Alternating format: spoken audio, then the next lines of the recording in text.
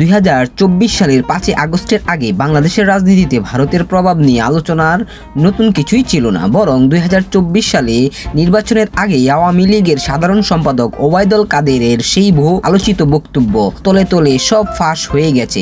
দিল্লি আছে তো আমরা আছি বাংলাদেশের রাজনীতিতে ভারতের প্রভাব নিয়ে নতুন করে বিতর্ক তৈরি করেছিল তখন। কিন্তু 5 আগস্টে শেখ হাসিনা সরকারের পতনের পর বাংলাদেশের ভূ রাজনৈতিক বাস্তবতা যেন এক রাতের মধ্যেই বদলে গেছে। যে বাংলাদেশকে এতদিন ভারতের প্রভাবলয়ে একটি গুরুত্বপূর্ণ অংশ হিসাবে দেখা হতো, সেই বাংলাদেশ এখন একই সঙ্গে 3 পরাশক্তির নজরে রয়েছে, ভারত, চীন ও যুক্তরাষ্ট্র। প্রশ্ন হচ্ছে, বাংলাদেশের প্রতি হঠাৎ এত আগ্রহ কেন? বাংলাদেশের কাছে এমন কি আছে যার কারণে দক্ষিণ এশিয়ার 3টি শক্তিশালী রাষ্ট্র এখন বাংলাদেশকে নিজের প্রভাবে নিতে চায়? আর সবচেয়ে গুরুত্বপূর্ণ প্রশ্ন হচ্ছে, বাংলাদেশের ভবিষ্যৎ কোন পথে যাবে? চীনের দিকে নাকি আমেরিকার দিকে, নাকি আবারও ভারতের পুনঃ প্রভাব লয়ে? নাকি বাংলাদেশের জন্য সবচেয়ে বুদ্ধিমান পথ হচ্ছে কারো ব্লকে না গিয়ে সবার সঙ্গে সম্পর্ক রেখে নিজের স্বার্থকে সামনে রেখে একটা ভারসাম্যপূর্ণ পররাষ্ট্রনীতি অনুসরণ করা? আজকের আলোচনায় আমরা এই প্রশ্নগুলোর উত্তর খুঁজব। 5 আগস্টের আগে বাংলাদেশের রাজনীতিতে ভারতের ভূমিকা। বাংলাদেশের সঙ্গে ভারতের সম্পর্ক সবসময় গুরুত্বপূর্ণ, কারণ ভৌগোলিকভাবে বাংলাদেশের এমন একটি অবস্থানে রয়েছে যেখানে ভারতকে পাশ কাটিয়ে এগিয়ে যাওয়া কঠিন। বাংলাদেশের 3 দিক ভারত দিয়ে ঘেরা, আর ভারতের জন্য বাংলাদেশ কোনো সাধারণ প্রতিবেশী নয়। বিশেষ করে ভারতের পূর্ব অঞ্চলের 7টি রাজ্যের নিরাপত্তা, যোগাযোগ ও অর্থনৈতিক প্রবেশাধিকার ক্ষেত্রে বাংলাদেশের ভৌগোলিক অবস্থান অত্যন্ত গুরুত্বপূর্ণ। ভারতের মূল ভূখণ্ড থেকে উত্তর পূর্বাঞ্চলে যাওয়ার প্রধান স্থলপথগুলোর একটি হলো শিলিগুড়ি করিডোর, যাকে সাধারণত চিকেন নেক হিসাবে অনেকেই চেনেন। এই শুরুর ভূখণ্ডের উপর ভারতের উত্তর পূর্বাঞ্চলের সঙ্গে মূল ভারতের যোগাযোগের অনেকটাই নির্ভরশীল। এই কারণেই ভারতের দৃষ্টিতে বাংলাদেশের স্থিতিশীল শুধু কূটনৈতিক বিষয় নয়, এটা তাদের জাতীয় নিরাপত্তার সঙ্গে যুক্ত। শেখ হাসিনা সরকারের সময় ভারত বাংলাদেশ থেকে বেশ কিছু গুরুত্বপূর্ণ কৌশলগত সুবিধা পেয়েছে। ট্রানজিট, বন্দর ব্যবহারের সুযোগ, যোগাযোগ ব্যবস্থা এবং উত্তর পূর্বাঞ্চলে ভারতের সঙ্গে বাংলাদেশের সংযোগের নানা ক্ষেত্র। ভারতের উত্তর পূর্বাঞ্চলে অন্য পরিবহন, বাংলাদেশের চট্টগ্রাম ও অন্য যোগাযোগ অবকাঠামো ব্যবহার করলে দ্রুত এবং পরিবহন ব্যয় উল্লেখযোগ্যভাবে কমে আসে। বিশেষ করে 2021 সালে ভারত বাংলাদেশের মৈত্রীক সেতু চালুর পর ত্রিপুরা সহ ভারতের উত্তর পূর্বাঞ্চলের সঙ্গে বাংলাদেশের যোগাযোগ আরও সহজ হয়ে ওঠে। ভারতের জন্য এর অর্থ হলো কম সময়, কম খরচ এবং তুলনামূলক সহজ পথে উত্তর পূর্বাঞ্চলে পণ্য পরিবহন করার সুযোগ। এখন প্রশ্ন হচ্ছে, বাংলাদেশ এর বিনিময়ে কি পেয়েছে? এই প্রশ্নটি আসলে দুই দেশের সম্পর্কে সবচেয়ে বড় বিতর্কের জায়গা, কারণ বাংলাদেশের সমালোচকদের অভিযোগ ছিল শেখ হাসিনা সরকারের সময় ভারতকে দেওয়া অনেক সুবিধার বিপরীতে বাংলাদেশ সমপরিমাণ কৌশলগত সুবিধা আদায় করতে পারেনি। ভারতের উত্তর পূর্বাঞ্চলের 7টি রাজ্য অরুণাচল প্রদেশ, আসাম, মণিপুরা, মেঘালয়, মিজোরাম, নাগাল্যান্ড ও ত্রিপুরা দীর্ঘদিন ধরে ভারতের জন্য এটি একটি স্পর্শকাতর নিরাপদ অঞ্চল।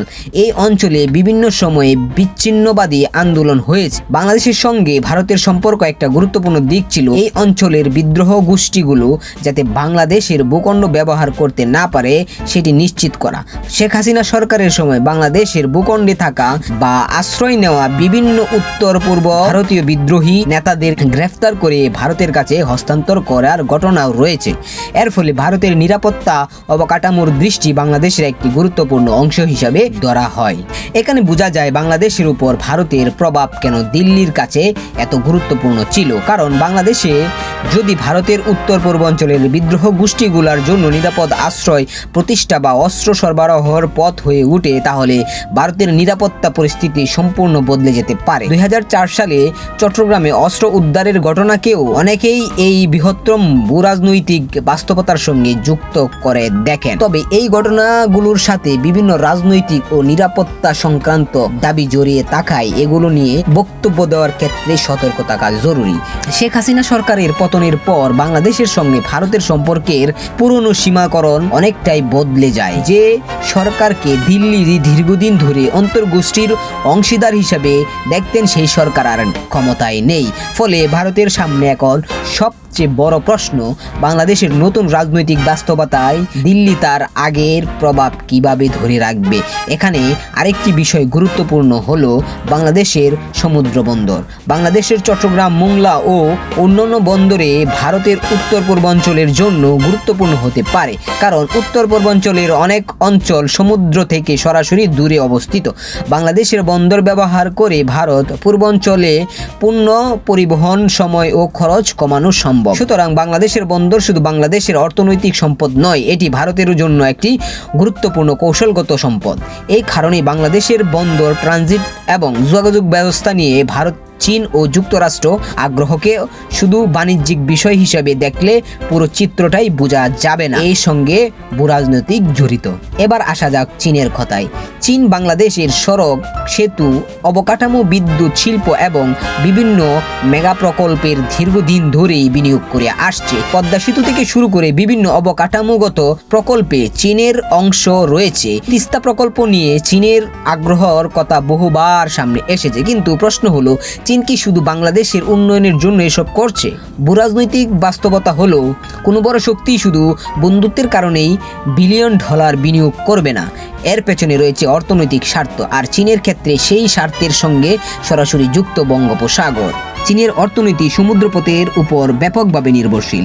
চীনের বিপুল পরিমাণ জ্বালানি ও পণ্য মালাক্কা প্রণালী দিয়ে প্রবাহিত হয়, ফলে যুদ্ধ বা বড় ধরনের সামরিক সংঘাতের পরিস্থিতিতে যদি মালাক্কা প্রণালী কোনোভাবে চীনের জন্য বাধাগ্রস্ত হয়, তাহলে চীনের অর্থনৈতিক এবং সরবরাহ ব্যবস্থা বড় ধরনের ঝুঁকিতে পড়তে পারে। চীন এই ঝুঁকি দীর্ঘদিন ধরেই গুরুত্ব দিয়ে আসছে। এই কারণেই চীন বিকল্প বাণিজ্য পথ খুঁজছে, আর সেই বিকল্প পথের অন্যতম সম্ভাব্য অঞ্চল হলো বঙ্গোপসাগর। বাংলাদেশের চট্টগ্রাম বন্দর এবং বঙ্গোপসাগরে বাংলাদেশের অবস্থান চীনকে ভারত মহাসাগরীয় অঞ্চলের বিকল্প প্রবেশ পথের সুযোগ দিতে পারে। বিশেষ করে মিয়ানমার বাংলাদেশের হয়ে চীনের সঙ্গে বঙ্গোপসাগরে যোগাযোগ তৈরি হলে চীনের জন্য একটি নতুন অর্থনৈতিক করিডোর তৈরি হতে পারে। অর্থাৎ বাংলাদেশের ভৌগোলিক অবস্থান চীনের জন্য শুধু একটি বাজার নয়, এটি একটি সম্ভাব্য কৌশলগত প্রবেশদ্বার। চীন যদি বঙ্গোপসাগরে তার প্রভাব ব্যাপকভাবে ছড়াতে পারে, তাহলে যুক্তরাষ্ট্রের ইন্দো প্যাসিফিক কৌশল চ্যালেঞ্জের মুখে পড়তে পারে। যুক্তরাষ্ট্র গত কয়েক বছর ধরে ইন্দো প্যাসিফিক অঞ্চলে চীনের প্রভাব মোকাবেলায় ভারত, জাপান ও অস্ট্রেলিয়ার সঙ্গে ঘনিষ্ঠভাবে কাজ করছে। কোয়াডও সেই ভিত্তির কৌশলের একটি অংশ। তাই বাংলাদেশের মতো একটি ভৌগোলিকভাবে গুরুত্বপূর্ণ দেশ চীনের প্রভাব দ্রুত বাড়তে থাকলে সেটি ওয়াশিংটনের জন্য গুরুত্বপূর্ণ বিষয় হয়ে পড়বে। আর এখানে বাংলাদেশের আরেকটা শক্তি আছে, বাংলাদেশের পোশাক শিল্প ও রপ্তানি বাজার। বাংলাদেশের তৈরি পোশাকের অন্যতম বড় বাজার যুক্তরাষ্ট্র ও পশ্চিমা দেশগুলা। অর্থাৎ বাংলাদেশের অর্থনৈতিক যেমন চীনে বিনিয়োগের সঙ্গে যুক্ত, তেমনি বাংলাদেশের রপ্তানি ও অর্থনৈতিক বড় অংশ পশ্চিমা বাজারের উপরও নির্ভরশীল। এই বাস্তবতা বাংলাদেশের জন্য একই সঙ্গে সুযোগ এবং চাপ দুইটাই তৈরি করে। ভারতের স্বার্থ আসলে কোথায়? ভারতের স্বার্থ আবার কিছুটা ভিন্ন। ভারত চায় বাংলাদেশের সঙ্গে এমন সম্পর্ক বজায় রাখতে যাতে তারা উত্তর পূর্বাঞ্চলের নিরাপত্তা, বাণিজ্য, যোগাযোগ ও কৌশলগত সুবিধা সুরক্ষা থাকে। বাংলাদেশের বাজারও ভারতের জন্য গুরুত্বপূর্ণ।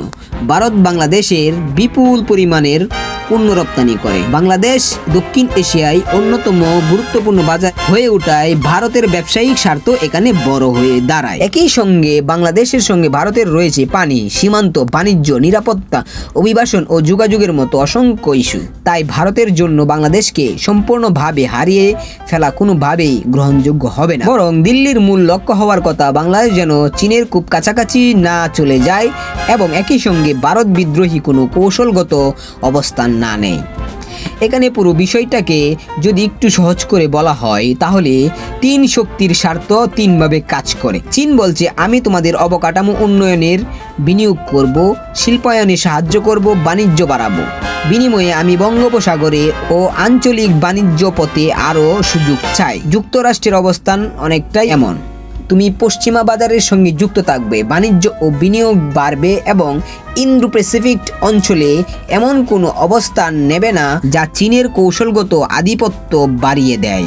ভারতের স্বার্থ, তুমি আমার প্রতিবেশী, তোমার ভূখণ্ড, বন্দর ও যোগাযোগ ব্যবস্থা যেন আমার নিরাপত্তার বিরুদ্ধে ব্যবহার না হয় এবং আমার উত্তর পূর্বাঞ্চলের স্বার্থ যেন সুরক্ষা থাকে। তাহলে বাংলাদেশের করণীয় কি? আমার দৃষ্টিতে বাংলাদেশের জন্য সবচেয়ে বিপজ্জনক সিদ্ধান্ত হবে কোনো একটি পরাশক্তির ভেতরে সম্পূর্ণভাবে ঢুকে যাও। কারণ আজ যদি বাংলাদেশ পুরোপুরি চীনের উপর নির্ভরশীল হয়ে যায়, তাহলে যুক্তরাষ্ট্র ও পশ্চিমা বাজারের সঙ্গে সম্পর্কের ক্ষেত্রে সমস্যা তৈরি হতে পারে। আবার বাংলাদেশ যদি পুরোপুরি আমেরিকায় বলায় ঢুকে যায়, তাহলে চীনের সঙ্গে বাণিজ্য ও অবকাঠামো সম্পর্ক ক্ষতিগ্রস্ত হতে পারে। আর যদি আবারও আগের মতোই পুরোপুরি ভারত নির্ভরশীল হয়ে যায়, তাহলে বাংলাদেশের পররাষ্ট্রনীতির স্বাধীনতা নিয়ে নতুন প্রশ্ন উঠবে। তাহলে পথ কি? স্ট্র্যাটেজিক অটোমেশন, অর্থাৎ সবার সঙ্গেই সম্পর্ক থাকবে কিন্তু কারো অধীনে থাকবে না। চীনের সঙ্গে বাংলাদেশের অবকাঠামো, শিল্প উৎপাদন, প্রযুক্তি, রেলবন্দর ও সরবরাহ ব্যবস্থা সহযোগিতা বাড়তে পারে, তবে প্রতিটি প্রকল্পেই বাংলাদেশের অর্থনৈতিক লাভ ক্ষতি স্পষ্টভাবে হিসাব করতে হবে। চীনের সঙ্গে কোনো অর্থনৈতিক করিডোর বা বন্দর ব্যবহারের চুক্তি হলে সেটি হতে হবে নিজের স্বার্থে। এমনকি রোহিঙ্গা সংকট সমাধানে চীনের কূটনৈতিক প্রভাবকে বাংলাদেশে কাজে লাগাতে হবে। চীন যদি মায়ানমারের উপর তার প্রভাব ব্যবহার করে রোহিঙ্গা প্রত্যাবাসনের ব্যবস্থার সমাধানের ভূমিকা রাখে, তাহলে বাংলাদেশ চীন অর্থনৈতিক সহযোগিতা আরও বড় কৌশলগত সুবিধা পেতে পারে। যুক্তরাষ্ট্র বাংলাদেশের অন্যতম গুরুত্বপূর্ণ বাণিজ্য অংশ, তাই আমেরিকার সঙ্গে সম্পর্ক খারাপ করার কোনোই সুযোগ নেই। বরং রপ্তানি বাজার, প্রযুক্তি, আইটি, এফডিআই, শিক্ষা, দক্ষতা উন্নয়ন এবং উচ্চমানের শিল্পে যুক্তরাষ্ট্রের সঙ্গে সম্পর্ক বাড়ানো বাংলাদেশের জন্য লাভজনক হতে পারে। তবে সেই সম্পর্ক যেন বাংলাদেশের পররাষ্ট্রনীতি নিয়ন্ত্রণের পর্যায়ে না যায়, সেদিকেও সতর্ক থাকতে হবে। সবচেয়ে কঠিন প্রশ্ন সম্ভবত এখানেই, কারণ ভারতকে আপনি বদলাতে পারবেন না।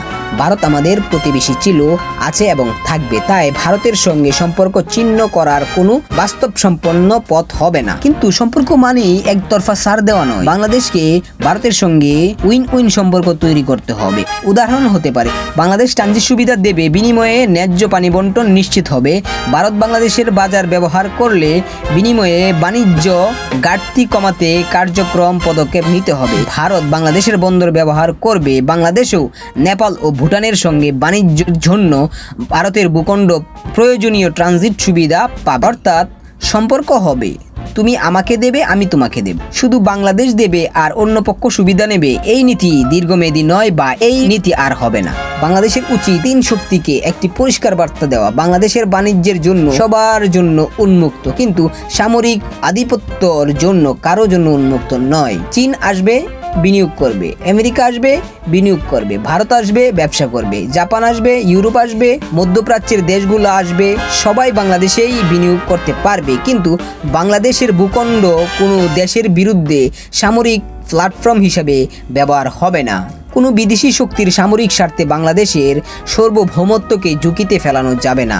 এটাই হতে পারে বাংলাদেশের সবচেয়ে শক্তিশালী অবস্থান। বাংলাদেশ এখন এমন এক সময়ের মধ্য দিয়ে যাচ্ছে যখন দেশ ভৌগোলিক দেশের সবচেয়ে বড় শক্তি হয়ে ওঠে। একই ভারত, অন্যদিকে চীন, আর বৃহত্তম ইন্দো প্যাসিফিক কৌশলের অংশ হিসেবে যুক্তরাষ্ট্র। তিন শক্তির স্বার্থ যেখানে এক জায়গায় এসে মিলেছে, সেটি হলো বাংলাদেশের ভৌগোলিক অবস্থা। কিন্তু এই প্রতিযোগিতায় বাংলাদেশের জন্য শুধু হুমকি নয়, এটি একটি বিশাল সুযোগ।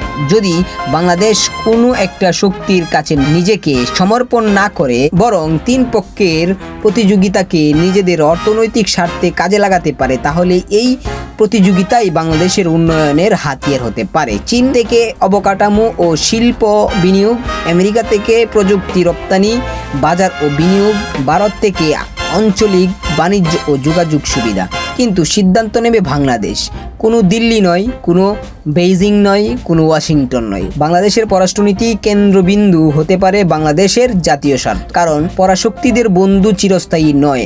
আজ যেই শক্তি বন্ধু, কাল সেই নিজের স্বার্থে অবস্থান বদলে যেতেও পারে। কিন্তু বাংলাদেশের জাতীয় স্বার্থ, সার্বভৌমত্ব এবং ভবিষ্যৎ, সেটা বাংলাদেশেরই রক্ষা করতে হবে। তাই বাংলাদেশের জন্য সবচেয়ে নিরাপদ পথ সম্ভাব্য কোনো একটা ব্লকে যাওয়া নয়, বরং সবার সঙ্গে বন্ধুত্ব, কারো সঙ্গে অধীনতা নয়। বাংলাদেশের অর্থনৈতিক সবার জন্য উন্মুক্ত থাকে, কিন্তু বাংলাদেশের ভূখণ্ড ও সার্বভৌমত্ব থাকবে শুধুই বাংলাদেশের নিয়ন্ত্রণে। এই ভারসাম্য যদি বাংলাদেশ ধরে রাখতে পারে, তাহলে আমেরিকা, চীন, ভারতের প্রতিযোগিতায় বাংলাদেশের জন্য অভিশাপ নয়, বরং অর্থনৈতিক ও কৌশলগতভাবে একটি ঐতিহাসিক সুযোগ হয়ে উঠতে পারে। ভিডিওটি ভালো লাগলে অবশ্যই চ্যানেলটি সাবস্ক্রাইব করতে পারেন। আর আপনি যদি মনে করেন বাংলাদেশকে ঘিরে আন্তর্জাতিক রাজনীতি ও ভূ রাজনীতি এমন বিশ্লেষণা আরও দরকার, তাহলে আমাদের কাজকে সমর্থন করতে পারেন।